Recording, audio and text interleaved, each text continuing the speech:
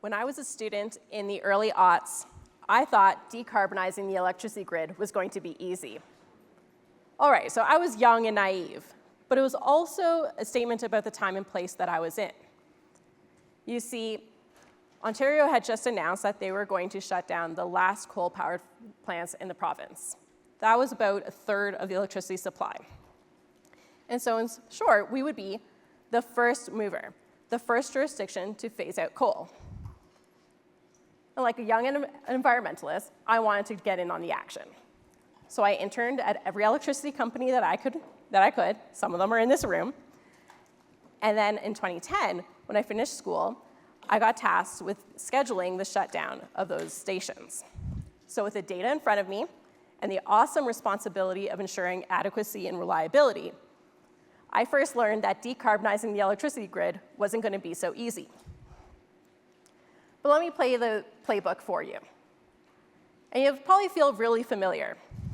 We started with doing studies, and we ran scenario after what feels like an infinite number of scenarios to come up with a plan.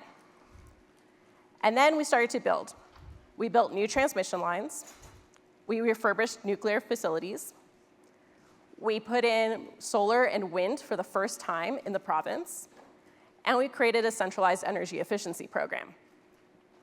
But the linchpin was the construction of new gas plants. We knew, as system operators and planners, that coal plants provided the system with a whole lot more than energy or capacity. They provided a suite of services that we now call essential reliability services, like ramping and inertia, that couldn't be replicated easily. In fact, gas plants were the only option at the time to mimic what coal had provided for the last century. And so by 2014, we did it. We shut down the last coal plant, we became the first mover, and for a moment, I thought that I could take it easy. All right, so here we are a decade later, and I can't take it easy, and I know the work isn't done. Not only are we being asked to reduce our emissions, but we're asked to eliminate them and do it as quickly as possible. And that means that for many of us in the room, we're going to be first movers in many different ways. And we're going to probably be nth movers in a lot of different ways, too. You can see a few options. We might be using low-carbon resources like hydrogen and ammonia that have been used in other sectors, but for the first time in the electricity sector. We're going to use negative emissions technologies like carbon capture as well. And we're going to be using technologies we know pretty well in very different ways. Think of now solar and batteries that we take for granted. Now they could become the new baseload resources. Or we think about building transmission.